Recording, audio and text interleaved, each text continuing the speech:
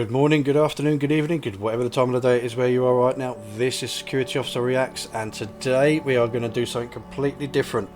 This is for people that are interested in joining the security industry.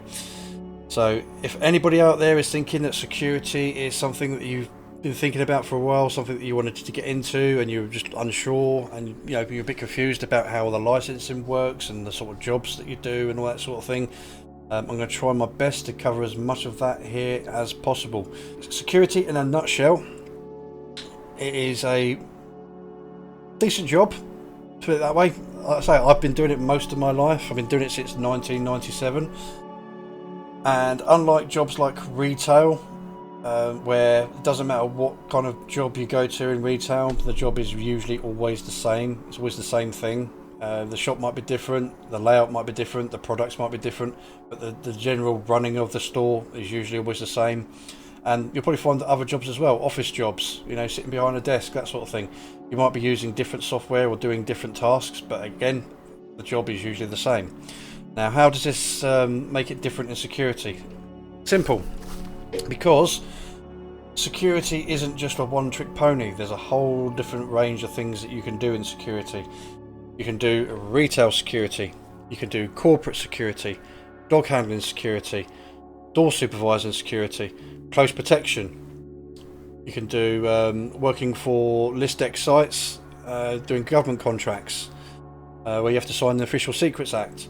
There's mobile security, where you're driving around in a car, locking up buildings and responding to alarms, where you have to go and all the different sites and see if anyone's broken in, that sort of thing. Key holding security. The list goes on, and one job is completely different to the other. Now, if you go in-house or you go with a security agency, again, in-house you'll be probably based in one location and you're regulated by the company that employ you. You do not need an SIA license for in-house. That is strictly run and regulated by the company. However, whether you're in-house or contract, if you get put on a site where you're watching where you're in a gatehouse, obviously making sure that people coming in and out have got their passes and they're there or not, or if you're in a control room, you'll always have an SOP, standard operating procedure. It'll be in a big huge folder and it will tell you all the procedures that you need to adhere to for that specific site. Obviously, if you're kind of like a relief security guard where you get sent to different sites to cover people's being sick or people on holiday, that sort of thing, every site will have their own standard operating procedures. However, most of the time they'll usually be the same sort of thing that you have to do. No smoking in the gatehouse, making sure that all visitors have their passes, and you don't let in unauthorised vehicles, that sort of thing. And customer service, being professional, being polite and courteous, and ensuring that security is upheld within the site, that sort of thing. But yeah, SOPs are all kind of varied around the different sites you work at. And again, like I said, for me to try and cover everything it would just take absolutely forever. So in order to get into security, if you're not in-house, what do you need? You need an SIA badge, Security Industry Authority. They are the ones that regulate the security officers, and if you're not in-house, you must have a SIA badge. This basically means that you've gone through the relevant criminal checks, you've had your competency tests done, and obviously the curriculum that the government set out for the course of you being trained to the standards of the SIA, you have to complete that, and first aid. Now, the prices. Let's go into the prices, shall we? Let's have a look at this. So, SIA prices. Okay, so covering this, they do vary. Because if you get a standard security badge for just doing security, that's one price. If you want a door supervisor's one, that's a different one. CCTV operator, that's again a different price. And close protection, different price. All different prices. However, the main two that you're probably going to see security officers using are the standard blue security SIA badge, or the door supervisor badge that has an orange strip down the side of it. So anyway, let's have a look at the prices, shall we? So the application fee for an SIA license is $184. The fee is non-refundable. Now, just to be clear, That's just for the license.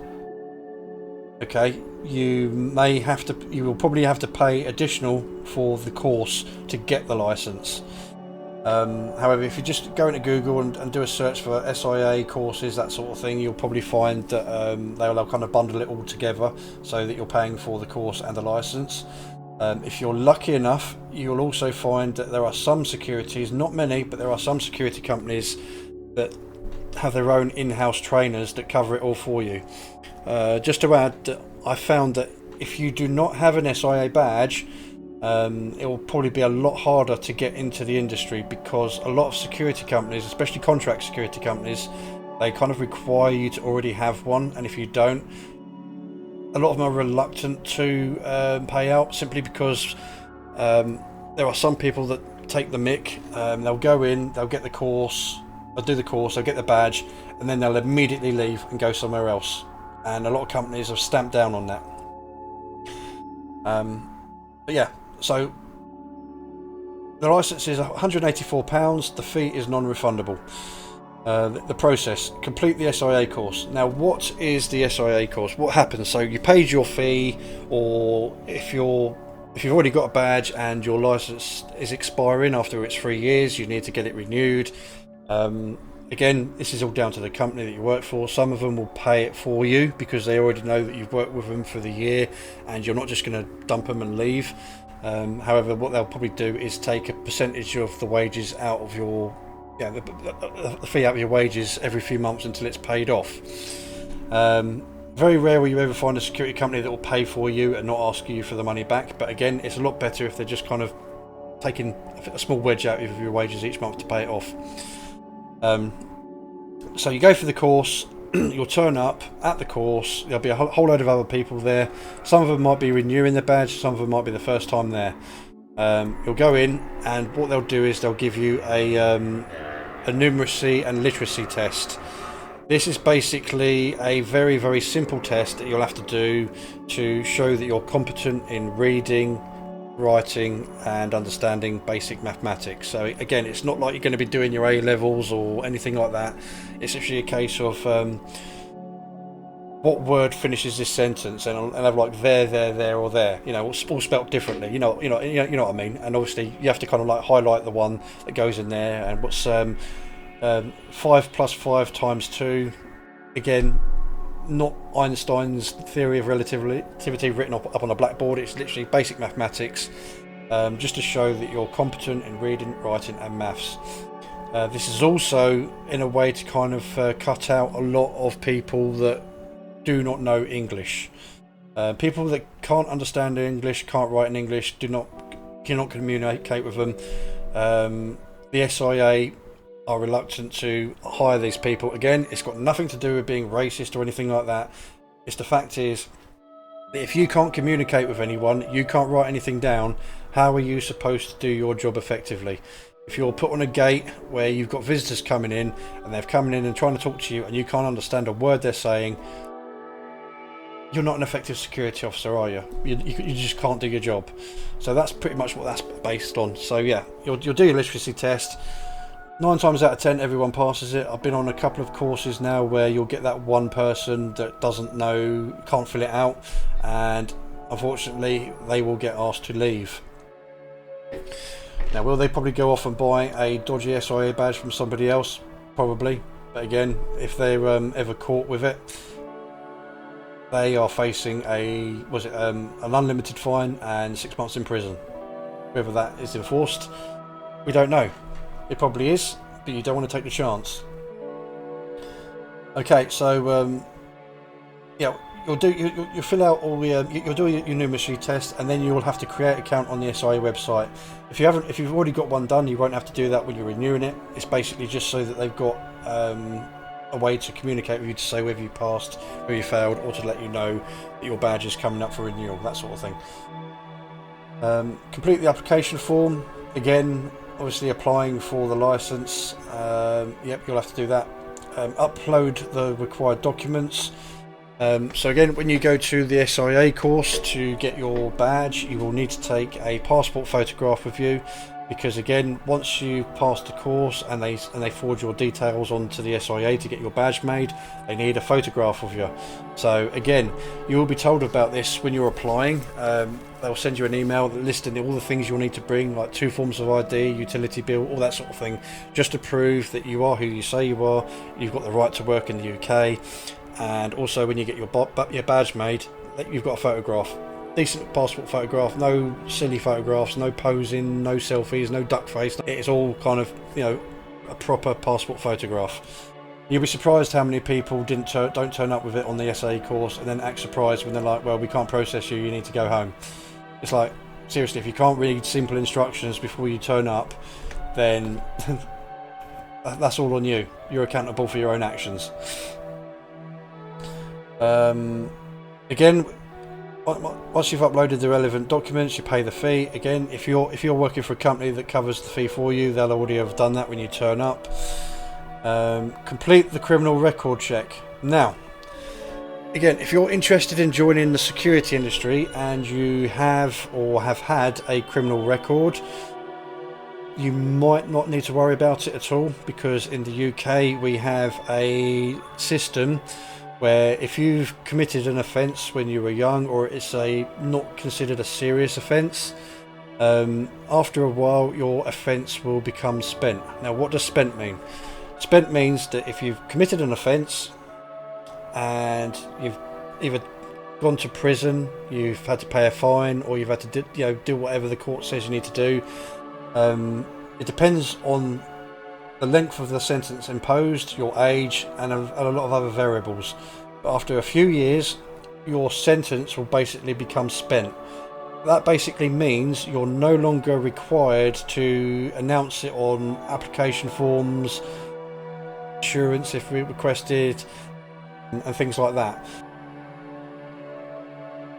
You do not have to, because if you've got a criminal record that's active, you always have to announce you've got a criminal record. You have to, by law. You have to.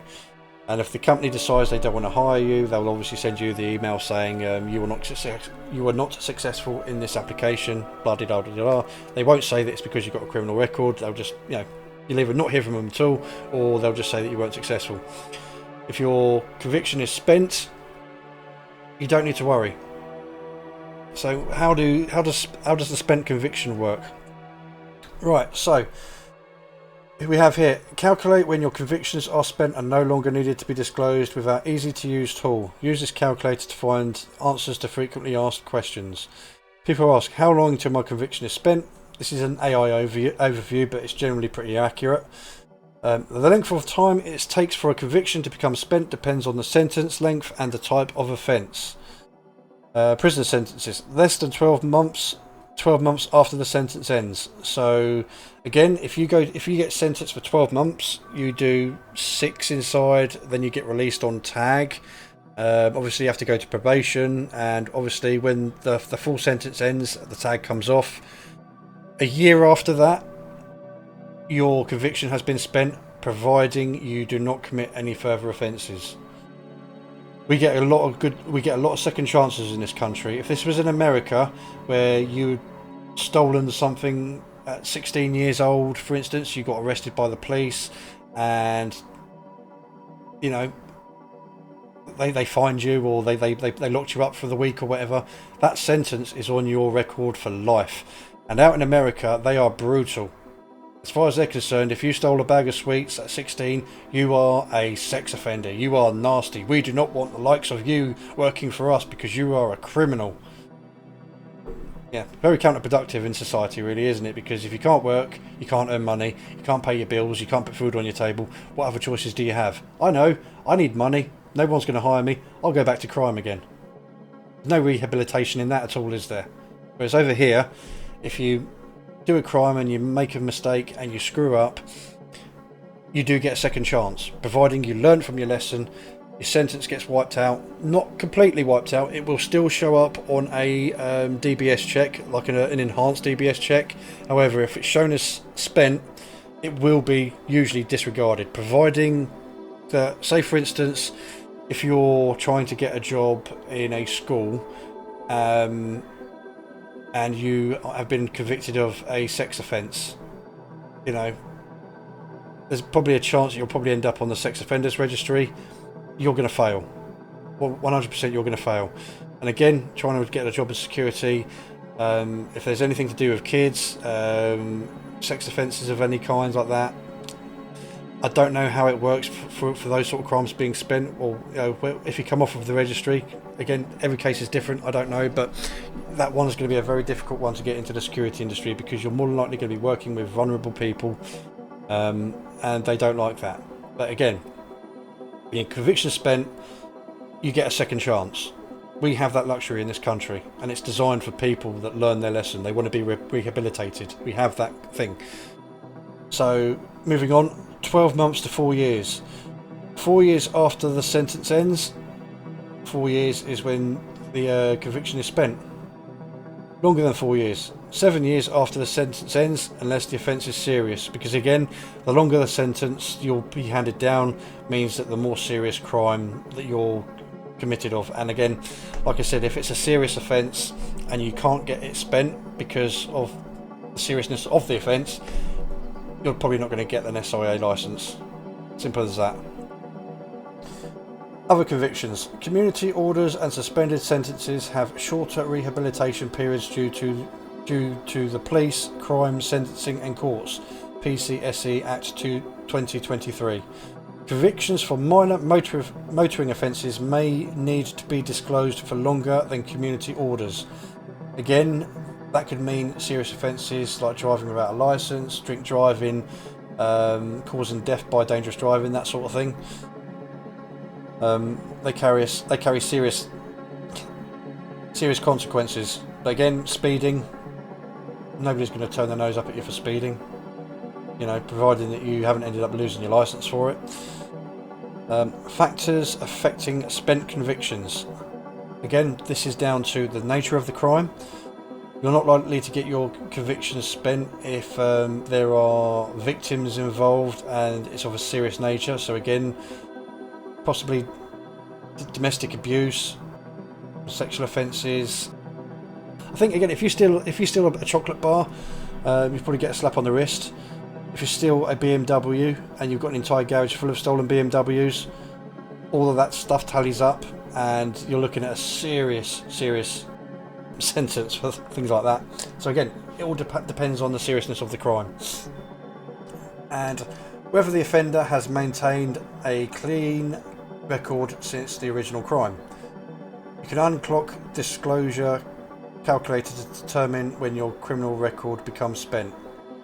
So again, if you are looking to get in security and you do have a criminal record, whether it's spent or not, again, search online for it and see whether you're going to be allowed to pursue forward. But again, if your conviction's been spent, you've got a very, very good chance of getting a job with the SIA in the security.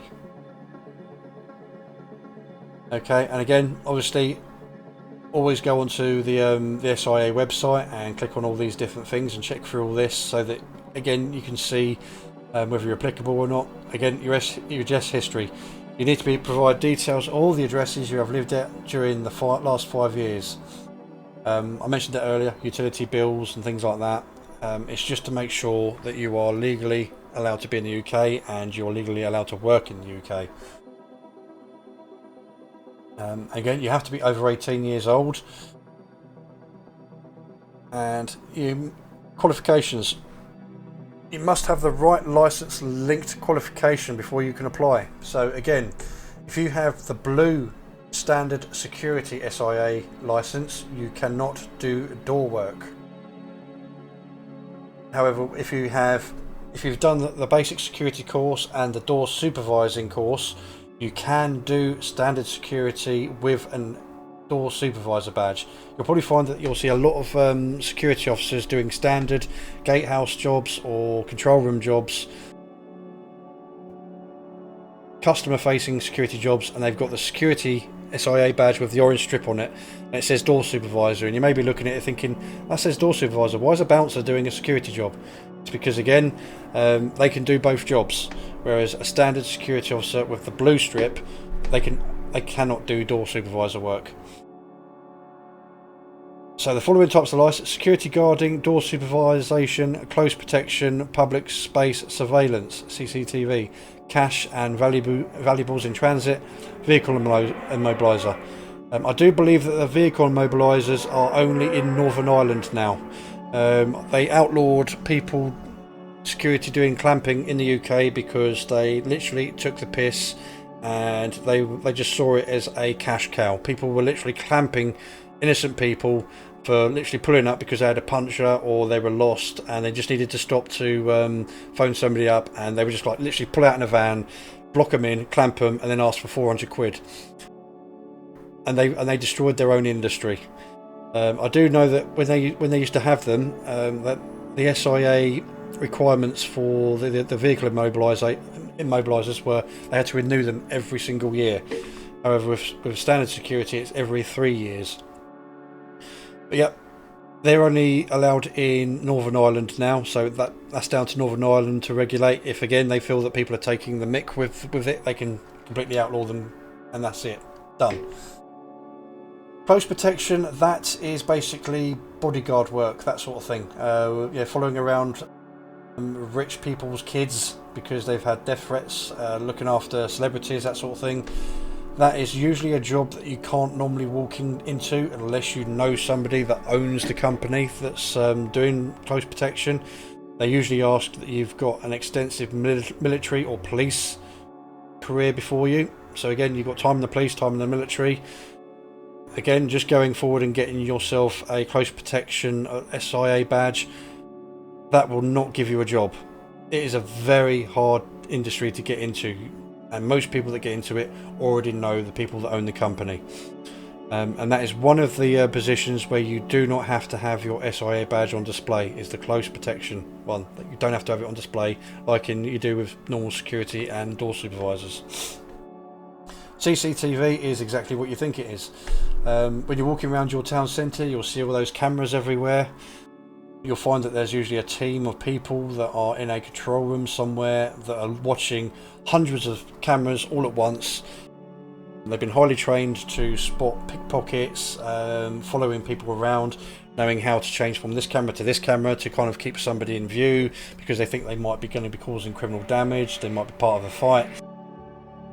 They might have been involved in a serious incident and they've run off, and you've got to basically, like, you know, daisy chain for all the cameras to kind of find out where they're going so that you can inform the police while you're on the phone to them saying they're running down this street now, they've gone beyond Ladbrokes, they run past McDonald's, you know.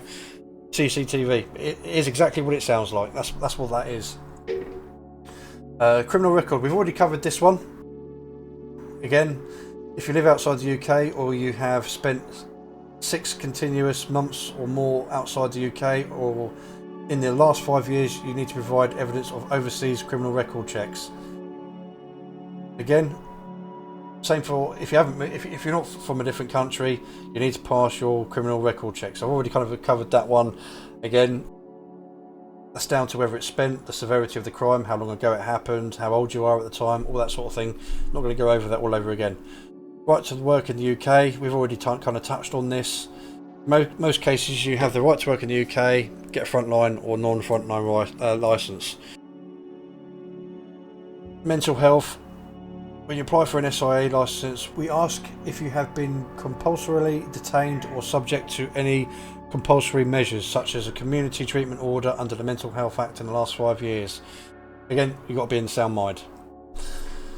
If your answer is yes to this question, we ask you to provide contact details for one of the following: a psychiatrist or psychologist who is treating you, a general practitioner, GP, who is in regular contact with you and you're monitoring your condition, just to make sure that you're reliable, working alone, working with other people, and you're mentally competent to do the job.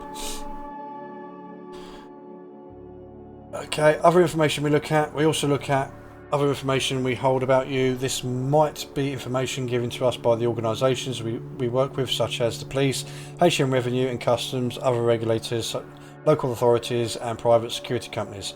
It might be information from our own sources, such as any previous warnings we have given you, county court judgments, fixed penalty notices and penalty notices for disorder, CCTV footage, social media, news reports, reports from Crime Stoppers, reports from members of the public. We also check this information shows any relevant criminal activity, any links to criminal activity, antisocial behaviour, any failure to comply with the SIA linked training, any failure to comply with the Private Security Industry Act 2001, any activity that might give the private security industry a bad reputation, that you have knowingly or recklessly misled a government body, that you're not suitable to hold a license. So again, if you're a wrong 'un, chances are you're not going to get in. As long as you're not some kind of activist, you're not trying to gain security job at a place that you might want to be breaking into. So again, if you've got any kind of links to criminal gangs or organisations, again, if you're not known in any gangs and that, and you want to kind of use security to further your criminal career, they're trying to look out for this sort of stuff and stop it. They're literally trying to take the criminality out of security. So again, it used to be a case of in the 80s and 90s, security was like the Wild West. Door supervisors were basically like, they had ABH, GBH, they were domestic abusers. They loved being door supervisors because it was a free license to go beat the crap out of everybody. And again, they tried to take that kind of element out of security by regulating security with the SIA. Check that you have the right documents to prove your identity. As I said, I think this is standard for most jobs nowadays, so this is nothing really new. During the application process, you'll need to show documents to prove your identity. We suggest that you check that you have the right identity documents before to start your application. You'll need to show all of the following: document A from Group B, two documents from Group B. Again, these are like, passport, driving license, utility bills, council tax bills, bank statements, all that sort of stuff. Depending on the specific circumstances of your application, you may need to do one or more of the following: show the original physical documents at the post office, show the original physical documents to your employer. Provide the documents to us. This will usually be a scan or a photograph of the original physical document, but we ask you to post us the original physical document if we need to. So again, if the SIA request it, you need to send it off. They will send it back to you. You don't need to worry about data protection or them losing your bank statements and stuff, because they obviously are a data handler with GDPR. So again, they have to make sure that your personal information is protected. The original document, an English language translation from an approved translator. You need to arrange the translation of your document into English and pay any costs. Again, if you're a foreign national and your documents are written in a different language, it needs to be translated so that it can be read by the SIA. Embassies, high commissions or consulates, translators who are accredited by the Institute of Translation and Interpreting, ITI, and hold a qualified or corporate membership. Translators who are fellow FCIL or members MCIL of the Chartered Institute of Linguistics. Translation companies that are accredited by the Association of Translation Companies, ATC, and hold full overseas membership.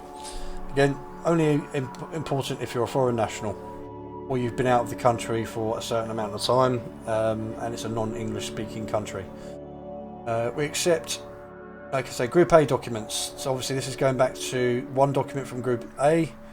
We accept a passport that is signed, current and valid, a driving licence, photo card issued by the Driver and Vehicle Licensing Agency, DVLA, in the UK, a driving licence, photo card and its paper counterpart issued by the Driver and Vehicle Agency in Northern Ireland, a UK birth certificate issued within 12 months of birth, a UK adoption certificate, a biometric residence permit card.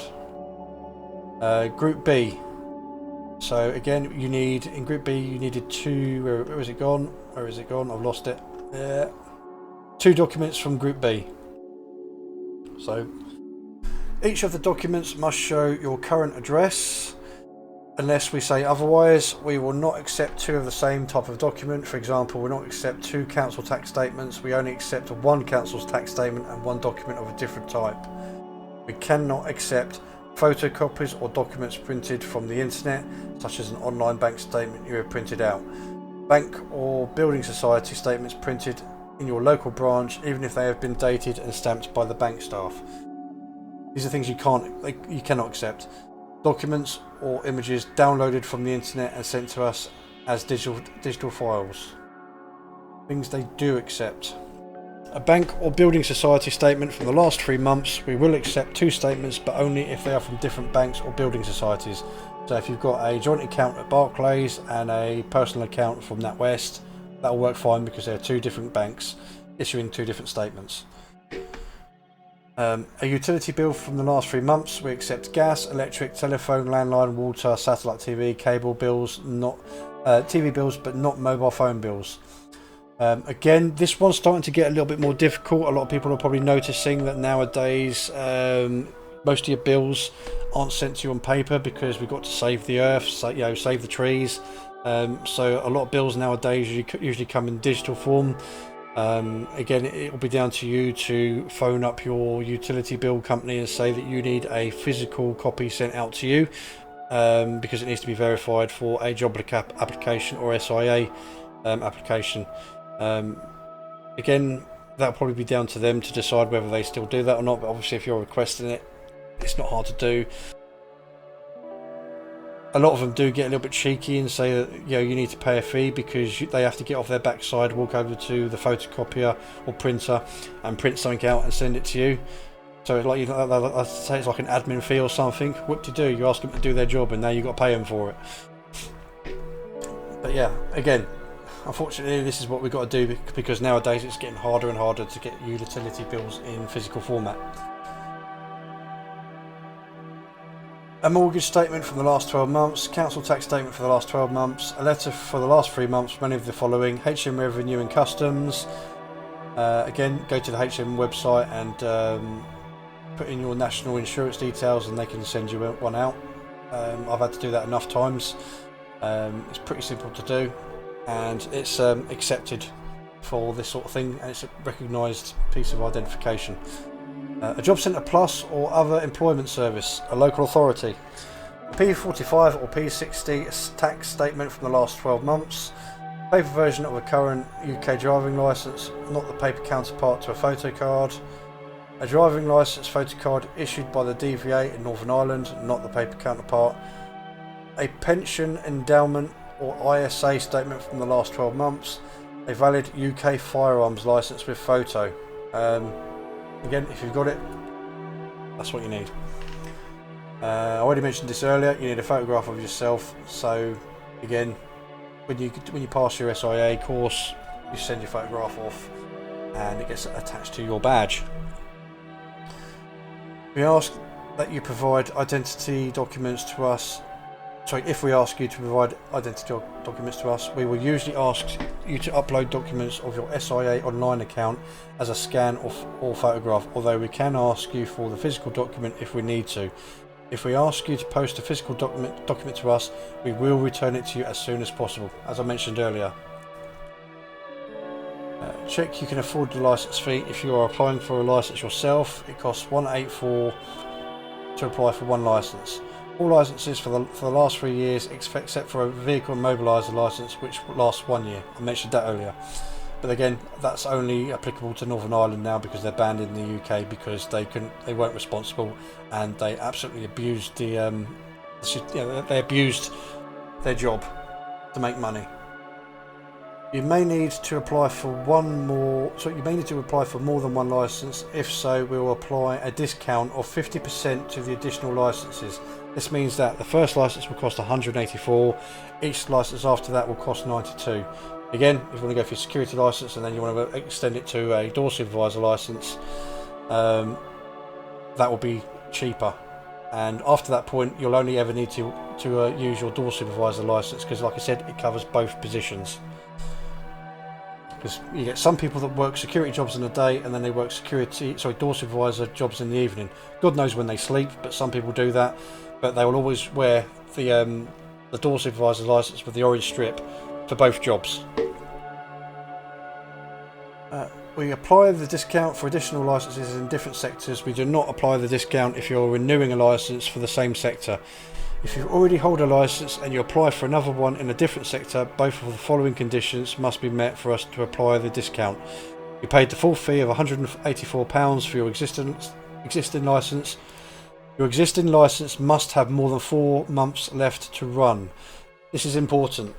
If you have got your SIA badge, it's valid for 3 years. It's always best to apply for your replacement 6 months before it's due to expire, because in the time it takes for them to process and obviously get you through the course and all that, there could be delay. And if you leave it too late, there will be a period where you will not be allowed to work because you've no longer got a valid SIA badge.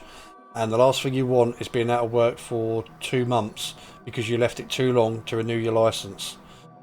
So again, they ask you that you've got more than 4 months left to run to get the discount.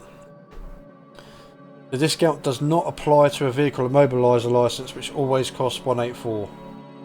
Once you've completed and submitted your application, we ask you to pay the licence fee. Alternatively, if your employer or another organisation has agreed to pay your licence for you, we will contact them for the payment. Again, like I said, if you're already working for a company and your badge is due to be renewed, some companies ask that you pay for the lot and they're not interested in paying it at all.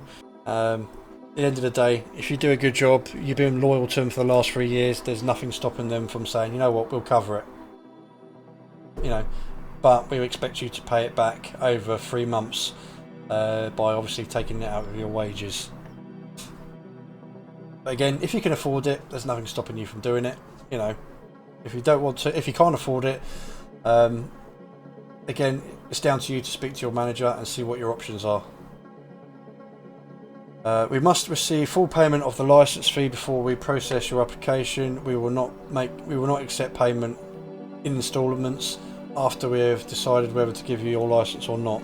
Please remember that the payment is not refundable. This means we will not refund the payment in any situation.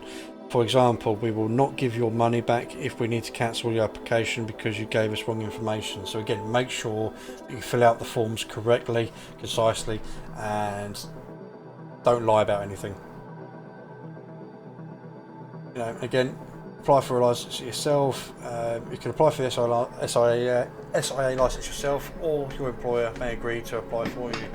If you decide to apply for the license yourself, you need to do the following: create an SIA account online, complete and submit an application form for the SIA account, complete the next steps of your application. So again, we've covered all this stuff anyway. It's exactly the same process, and there you go.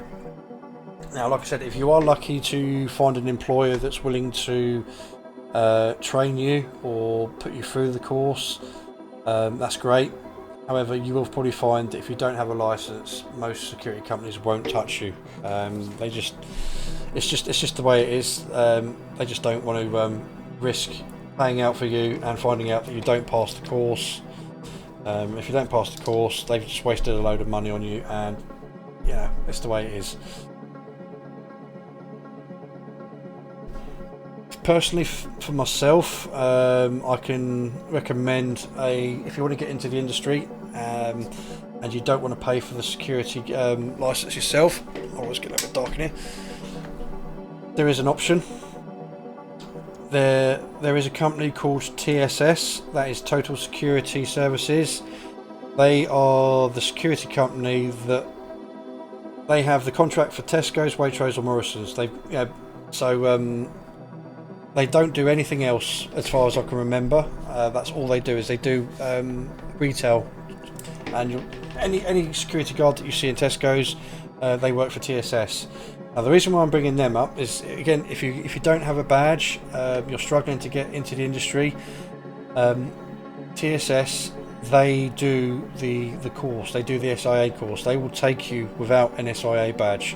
You'll go down to one of their head offices. The one that I went to was the back end of Enfield, so kind of North London, to their head office, and they will conduct the SIA course because the staff are SIA authorised to conduct the the training and all that sort of thing. So they will put you through the course. They will cover the payment for your badge. Although don't necessarily hold me to that, because that's what they were doing in 2020. They may have changed that now, so again you might need to look into that to see whether they still do that. So yeah, they will do the course, they will do your badge, and they will take the money out of your account so many months until it's paid off. I do believe they gave you the option, would you like it to be paid over 3 months, or would you like it to be paid over 6 months? 3 months they take more of a chunk out of your wages. 6 months it's a little, they don't take as much, depending on obviously your financial situation, or whether you can afford it or not. But yeah, total security services. So you'll basically be working in Tesco's, Waitrose, and Morrison's. The guys that stand by the entrance at the podium, looking at a load of CCTV, attempting to stop shoplifters and stuff like that. The SIA course is a blanket course, so again, the SIA course is run to kind of cover most security instances. And then once you pass the SIA course, they will then spend a day doing training specifically for them and their company, because again, if you're working in Tesco's as security, you'll spend literally a day learning how they do things, their standard operating procedures and all that sort of thing that's unique to that industry. And there you have it. There's probably a lot more things that I could add to this, but this is literally to get your foot through the door and give you an understanding on how to get into the security industry. Again, there's a lot of people that may have wanted to get into the security industry but thought they wouldn't bother applying because they had a criminal record. Covered that, all the stuff that you need to take to you when you do your SIA course. So again, thank you for watching. If you've got any questions, put them down below. If you think I've missed anything that I might need to add in an additional video, again, put it down below. And if you found this useful, please hit the subscribe and the like, and it really does help the channel a lot. And we can get ourselves to 1,000 subscribers, hopefully within the next couple of months or so. So thank you very much to all my subscribers. Thank you for your support, and I will see you in the next one. Bye.